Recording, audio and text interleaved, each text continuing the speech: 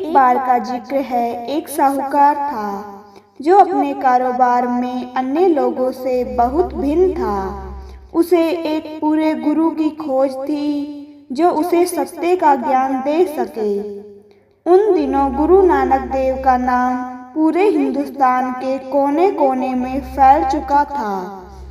उस साहूकार को उनके दर्शन की बहुत चाहत थी, क्योंकि उसे विश्वास था कि वही उसे रूहानी भेद पाने का तरीका बता सकते हैं। गुरु नानक देव जी जगह जगह की यात्रा करते हुए संयोग से उस साहूकार के गांव में आ पहुँचे। उन्होंने कुछ दिनों तक उसी गांव में रहने का फैसला किया। सैकड़ों लोगों ने उनके सत्संग से लाभ उठाया और नामदान भी प्राप्त किया। उनमें वह साहूकार भी शामिल था। साहूकार के घर के पास उसका एक पुराना और गहरा मित्र रामदास रहता था। वह भी साहूकारी करता था। गुरु नानक देव के बारे में उसने बहुत बातें सुन रखी थी, इसलिए वह भी उनका सत्संग सुनने का इच्छुक था। एक दिन दोनों मित्र एक साथ उस महान संत का सत्संग सुनने के लिए निकल पड़े, लेकिन रास्ते में रामदास की नज़र एक वेश्या पर पड़ी और वह उसके रूप और हाव भाव पर मोहित होकर उसकी ओर खींचा चला गया। उसके मित्र ने उसे रोकने की कोशिश की और कहा, भले आदमी, मुक्ति के आनंद को छोड़कर नरक की आग में मत कूदो। लेकिन उसका तर्क कुछ काम नहीं आया। आखिर साहूकार अकेला ही सत्संग चला गया। रोज ऐसा ही होता रहा। दोनों दोस्त घर से इकट्ठे निकलते। रामदास वेश्या के पास रुक जाता और साहूकार सत्संग में पहुंच जाता। रामदास गिरावट की ओर बढ़ता गया और उसके दोस्त की गुरु साहिब के प्रति भक्ति और श्रद्धा दिन प्रतिदिन बढ़ती गई। साहूकार अपने मित्र को रोज सही रास्ते पर लाने का यत्न करता, पर रामदास ने दुराचार का रास्ता अब नहीं त्यागा। ऐसे ही एक महीना बीत गया। एक दिन साहूकार ने रामदास से कहा, आज गुरु साहिब संगत को प्रसाद देने वाले हैं। एक बार तो अपने कुकर्मों को छोड़कर मेरे साथ चलो। कोई कितना ही बड़ा पापी और गुनहगार क्यों न हो, उसके मन का रुख बदलने के लिए एक सत्संग ही काफी होता है। दोस्ती के नाम पर मैं तुमसे विनती करता हूँ कि आओ, आज मेरे साथ चलो। सत्संग में जाकर ही तुम समझ पाओगे कि संतों की संगति से क्या लाभ होता है और उसमें कितना आनंद मिलता है।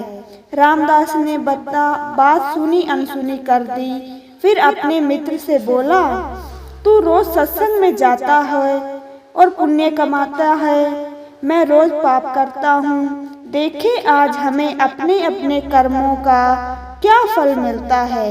ठीक दोपहर को तुम मेरे घर आ जाना, दोनों बैठकर अपना अपना हाल बयान करेंगे। यह कहकर रामदास जल्दी से वैश्या के घर पहुंचा, पर वह घर पर नहीं थी। निराश होकर वह वापस अपने घर आ गया और अपने मित्र का इंतजार करने लगा। उस दिन सत्संग में और उसके बाद बहुत बातचीत में साहूकार का इतना खो गया कि उसे समय बीतने का पता ही नहीं चला। इसलिए उसे उस दिन घर पहुंचने में बहुत देर हो गई। मित्र का इंतजार करते करते समय बिताने के लिए रामदास ने अपनी छड़ी से जमीन को कुरेदना शुरू कर दिया। जमीन नरम थी, इसलिए मिट्टी निकलती गई। थोड़ी देर के बाद छड़ी एक मिट्टी के घड़े से टकराई, जिसके मुंह पर ढक्कन लगा हुआ था। रामदास ने ढक्कन हटाया तो देखा कि ऊपर ही एक सोने की मोहर पड़ी है। यह सोचकर कि पूरा घड़ा मोहरों से भरा होगा, उसने जल्दी से उसे जमीन में से निकाल लिया। पर जब उसने देखा कि उसमें केवल एक ही मोहर है और बाकी सब कोयले के टुकड़े हैं, तो वह बहुत निराश हुआ। खुद को दिलासा देते हुए उसने कहा कि चलो, बिना मेहनत किए एक मोहर तो मिली। उसी समय उसका मित्र लंगड़ाता हुआ चला आया। वह दर्द से बहुत परेशान दिखाई दे रहा था।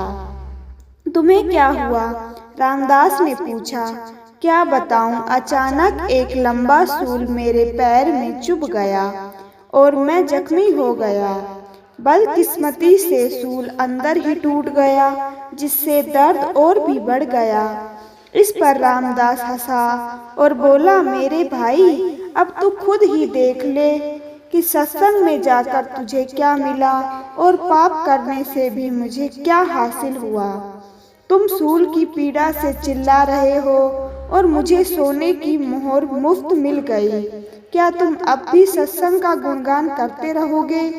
यह शब्द चाहे एक ऐसे व्यक्ति ने कहे थे जिसे संतों के सत्संग के आनंद का जरा भी अनुभव नहीं था। फिर भी साहूकार के मन में शंका पैदा हो गई। वह सोचने लगा, ऐसा क्यों है कि दुनिया में पाप फलता फूलता है और नेकी करने वाला हमेशा दुखी और मुसीबतें ही झेलता है। रामदास हमेशा पाप करता और उसे सोने की मोहर मिली। मुझे मिला सूल का असहनीय दर्द। सतगुरु की संगत में जाने का कोई लाभ है या भी नहीं है? क्या मुझे गुरु के दिखाए रूहानी मार्ग पर चलते रहना चाहिए? कहीं यह सब एक भ्रम, एक धोखा तो नहीं? बहुत देर तक रामदास के साथ इस विषय पर बातचीत करने के बाद उनके मन में विचार आया कि क्यों न गुरु साहिब के पास जाकर उनकी इस पहेली को सुलझाने की प्रार्थना की जाए। जब दोनों ने अपनी आप बीती सुनाई तो गुरु साहिब ने अंतर्ध्यान होकर दोनों के पूर्व जन्मों पर दृष्टि डाली और पहले रामदास से कहा, पिछले जन्म में तुमने एक मोहर दान की थी, जिसके बदले में तुम्हें मोहरों से भरा हुआ घड़ा मिलना था। लेकिन इस जन्म में तुम बुरे कर्म करते गए। जैसे ही तुम कोई पाप करते थे, एक सोने की मोहर कोयले में बदल जाती थी। आज तुम पाप से बचे रहे, इसीलिए एक मोहर तुम्हें मिल गई, नहीं तो इसका भी कोयला बन जाता। फिर गुरु साहिब साहूकार की ओर मुड़े और बोले, पिछले जन्म में तुम एक बहरैन बादशाह थे, जिसके हुक्म से हजारों लोगों को मौत के घाट उतार दिया गया। इन कुकर्मों का बदला तुम्हें जुल्म सहकर और फांसी के तख्त पर लटका देना था। लेकिन तुम सत्संग में आने लगे और गुरु की शरण में आ गए, इसलिए तुम्हारे कर्मों का बोझ हल्का होता गया। अनगिनत लोगों की हत्या का तुम्हें क्या फल भोगना पड़ता। तुम एक दर्दनाक मौत से बच गए और तुम्हारी सूली का सूल हो गया। गुरु साहिब के वचन सुनकर दोनों उनके चरणों पर गिर पड़े और अपने गुनाहों की माफ़ी मांगने लगे। जैसे जैसे समय बीतता गया, दोनों का मन निर्मल होता गया और उसकी जिंदगी भी बदल गई। दोनों साथ संगत की सेवा और गुरु भक्ति में अपना समय बिताने लगे। पूरे सतगुरु के सत्संग और शरण की महिमा अपार है। इससे सूली का सूल बन जाता है। वीडियो अच्छी लगी तो लाइक कमेंट करें और चैनल को सब्सक्राइब जरूर करें।